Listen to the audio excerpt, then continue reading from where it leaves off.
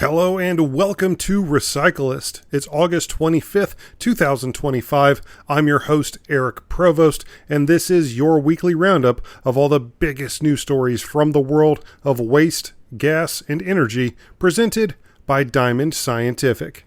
First things first, and as always, let's take a quick look at the stock market and 5 stocks on the move from this past week within the world of waste, gas, and energy. Up across the board this week, Evergy Incorporated now sitting at $72.20 per share. Clean Energy Fuels Corp. up to $2.51 per share. Opal Fuels Incorporated at $2.36 per share. Black Hills Corp. up significantly since the last time we featured them, now at $60.82 per share, and Nextera Energy at $76.10 per share. But moving into the news, first up we have an add-on to one of our stories from last week about the possibility of U.S. landfills being able to cut methane emissions by up to half across the nation. A new report from nonprofit Energy Vision estimates it could be done for as little as $1.3 billion across the whole country. The group also estimates that revenue generated from the gas could near $1.9 billion annually, returning on investment within the first year of completion. The landfill gas improvements would come primarily from 3 tactics: adding gas collection and control systems to high-emitting landfills that currently lack such a system, adding planned systems much earlier into landfill operations, and installing real-time monitoring and automated tuning systems for existing gas collection systems. And another new report indicates that America may be headed just that way. According to a recent analysis from the American Biogas Council, as of August 2025, the U.S. now has 589 landfill biogas facilities operating nationwide, an 18.5% increase just since 2020. In just over 5 years, more than 90 new facilities have been commissioned, boosting beneficial biogas capture capacity from landfills by 148 billion cubic feet to a total of 521 billion cubic feet annually. Patrick Surfass, the executive director of the American Biogas Council, said, quote, "Landfill biogas facilities are a smart way to create more beneficial energy for America and provide jobs in communities across the country. We expect growth in this sector to continue as more and more landfill owners seize the opportunity to utilize the gas produced from our waste for beneficial use." End quote. And also make sure to check out Recyclist's own interview with Patrick Surfass that we posted just last week, where we talk all about biogas, jobs, and advocacy. It was a fantastic discussion, and I very much appreciate Patrick Surfass for joining us. And up next, we have a couple mergers and acquisitions to talk about. First up, Closed Loop Private Equity recently announced they had acquired AgriCycle, an organics management company serving 850 commercial and industrial clients in 14 U.S. states. Founded in Maine in 2013, AgriCycle had positioned itself as a solution for states with organic diversion mandates, like Maine, New Hampshire, Vermont, and Massachusetts. The company began as a food waste collection service, bringing materials from its customers to on-farm anaerobic digesters. Closed Loop Partners, which specializes in advancing circular economy solutions through separate research and private equity arms, has made investments in more than 80 companies over the last decade. And up next, it may not explicitly be a merger or acquisition, but it is definitely a notable new partnership, as Vanguard Renewables, a provider of environmental services and renewable natural gas, recently announced a commercial partnership with the CMA CGM Group, a provider of sea, land, air, and logistics solutions designed to support the decarbonization of shipping activities.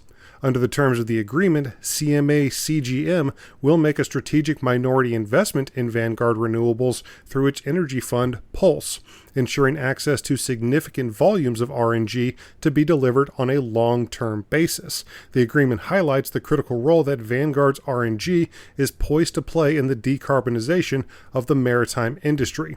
Michael O'Loughlin, the CEO of Vanguard, said, quote, "We are thrilled to partner with CMA CGM, the third largest container shipping company in the world, in support of their decarbonization objectives. We see this pioneering collaboration as a key step in supporting the maritime sector as the global industry takes a bold step toward improving emissions. Vanguard Renewables' unique business model provides a blueprint for a truly circular solution that offers significant benefits for GHG emission reduction and diverting organic waste from landfills. End quote. And just a quick reminder, Recyclist is a registered trademark of Diamond Scientific, an industry leader in gas analysis, instrumentation, and solutions. Make sure to visit them online at diamondsci.com. That's diamondsci.com. Or you can even set up a personalized presentation just by calling 321-223-7500. Now on with the news.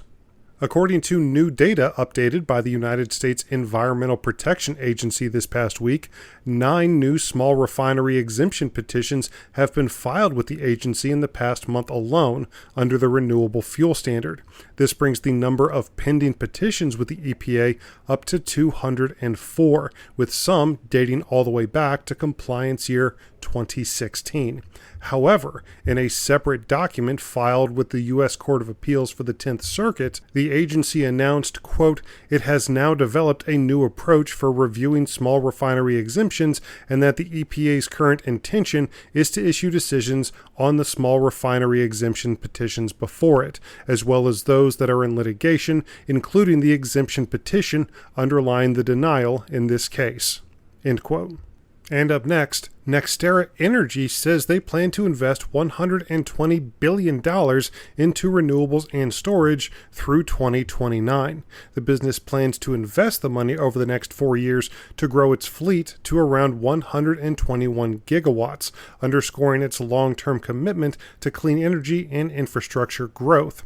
In 2024 and early 2025, Nextera Energy significantly expanded its renewable energy capacity, adding 8.7 gigawatts of new renewable storage projects in 2024 and 3.2 gigawatts in the first quarter of 2025. Florida Power and Light, a company which Nextera owns, also brought 894 megawatts of new solar capacity online, reinforcing the company's clean energy momentum. And next, Southwest Gas Corp has submitted a procurement agreement to the California Public Utilities Commission between themselves, a New Climate LLC, and Energia Incorporated subsidiary, SoCal Biomethane LLC.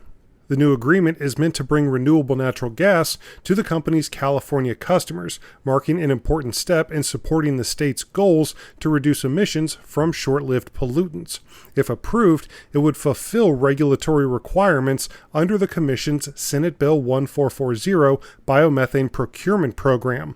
Additionally, this agreement presents a first-time opportunity for an actively producing project qualifying under said program. Yaniv Sherson, the CEO of Energia, said, quote, "Energia is committed to supporting California in achieving its ambitious methane reduction goals through innovative partnerships that serve communities with local and resilient infrastructure solutions." End quote.